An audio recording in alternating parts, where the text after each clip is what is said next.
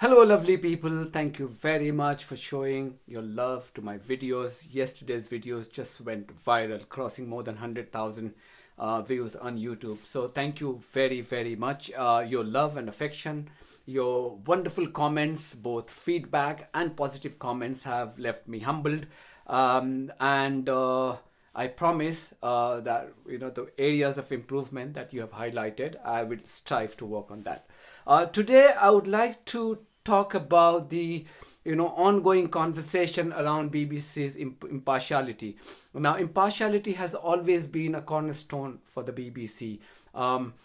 24 years ago, when I joined the BBC, you wouldn't be allowed to go on air until you have completed 2 weeks course called broadcast journalism, and then we would be given a green book called editorial guidelines book, which is there in everybody's possession. Anybody who works for the BBC in editorial section, he or she would definitely have that editorial guidelines book. It works as a gospel. Everything that you need to know in order to be an objective and impartial journalist, you have the solutions written there. And yet we see time and again, some of the famous personalities of the BBC, facing the allegations of biases. You don't have to go that far. More recently, if you look at the broadcast of Fiona Bruce on Question Time, or Laura Kuenssberg, who does her own show now on Sunday, you will see the glaring biases that people, catch it and they highlight it. Only last week, just a day before Jeremy Hunt was to present his budget, he appeared on Laura's show. And how does Laura ends that show? Laura was basically doing something that you would expect a member of the Rishi Sunak government to do, that is to manage the expectations of public, why they should not be expecting too many freebies in the budget. What Laura did was right or wrong is for you to decide. But nonetheless, it triggered a lot of conversations on social media. So fairy dust, because the country's balance sheet was battered by COVID and then the conflict in Ukraine. So it will not be a moment when the Chancellor will have many tasty morsels to tempt you with. Now, that's not alone. Laura is not the only person facing the music from social media users. As I mentioned, Fiona Bruce, who does her weekly show Question Time on every Thursday on BBC One, on many occasions, on countless occasions, she's been accused of flying the flag for the Tory party. Now, it's for her to respond to those allegations, but nonetheless, those allegations are serious. For an example, if you watch this video and on other occasions as well, on more than one occasion, she has said that the overwhelming majority of her audience in the Question Time program are Tory supporters. How does she get away by making this spectacular confession, on TV? That's, that beggars belief. I mean, that's that I have never been able to understand. Is it the same BBC where impartiality used to be the cornerstone, or the BBC, has moved away significantly from its core values? Watch this video.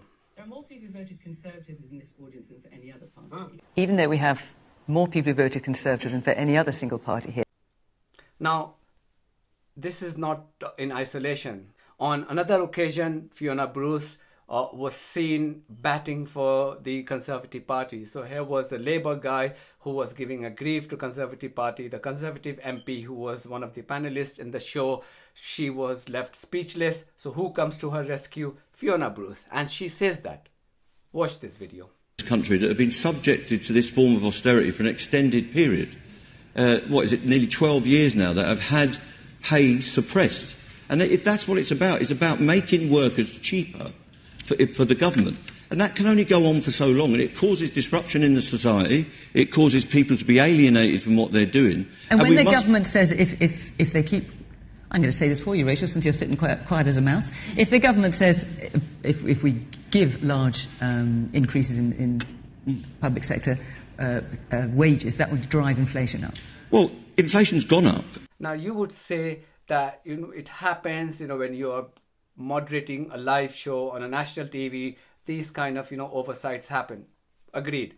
But then why has BBC been so harsh on other presenters. For an example, Martin Croxall. Martin Croxall, I have known her and I have appeared on her show on many occasions during my time as an international roving reporter with the BBC World Service. On one occasion, when the news of Boris Johnson's resignation became public, she expressed her joy over the news that, Boris Johnson was finally gonna go. And this is how she reacted. This is all very exciting, isn't it? Hello and welcome to our look ahead to what the papers will be bringing us tomorrow. Am I allowed to be this gleeful? Well, I am. You would ask whether she was being impartial. No, she wasn't being impartial, so she was suspended, rightly so. So when the BBC is so strict with the people like Martin Croxall or even Gary Lineker, if you remember, Gary Lineker was punished. He was taken off from Match of the Day duty just because he had questioned the Rishi Sunak's government on immigration policy. And he was taken off. Of course, he was reinstated after a widespread fury that BBC had to face.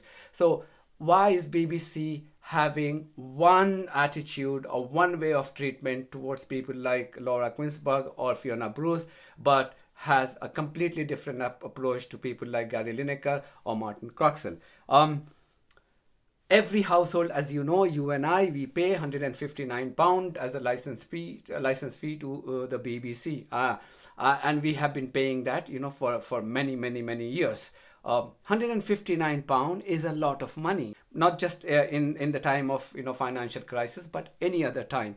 And yet, in return, what we expect from BBC is to give us the news in an impartial manner without taking anybody's side. Now, these people who I have mentioned, whether it's Laura Kuenssberg or Fiona Bruce, they get hundreds of thousands of pounds from our license fee to be the on-air faces of the BBC.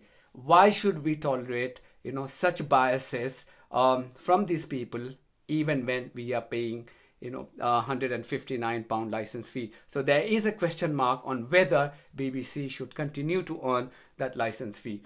And what happens to the editorial guidelines book? What happens to that? Why is editorial guidelines book not relevant, or it has no significance to people like Laura or Fiona Bruce? There is another presenter. Not everybody is accused of being biased. There is a lady called Victoria Derbyshire, who I have known her from 5 Live Days when she used to present her morning phone-in program.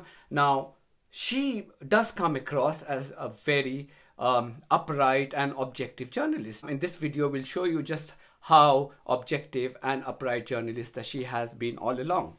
Can I ask you about what you told Newsnight viewers last May? You said the private developers in the joint public-private partnership Teesworks Limited had, quote, spent millions. That wasn't true, was it? No, it is true. If you look at the report, there are various segments in the report where they've committed money. So if you look, for example... No. I'm going to pause you right there. I'm going to pause you right there, Lord Houchin. Okay. You said to our audience they had spent millions. That was not true. And we know that because the independent report says, at this juncture, the joint venture partners have put no direct cash into the project. So what you said was untrue.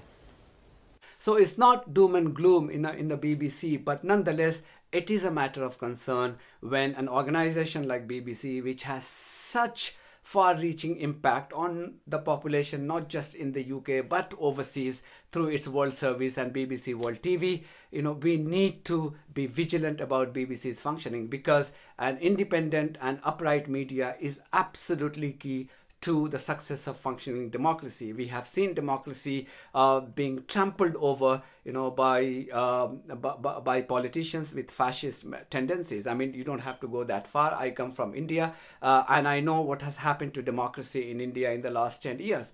We don't want that kind of situation to happen and affect us in this country. So it's absolutely important, for an organization like BBC to continue to function as an independent body, as an impartial body. So that's it for today. I will come back with some other topic on other day. In the meantime, please continue to subscribe to our channel. You can support us by just being a subscriber, or if you want, you can become a member of our channel. So thank you very much. God bless you all.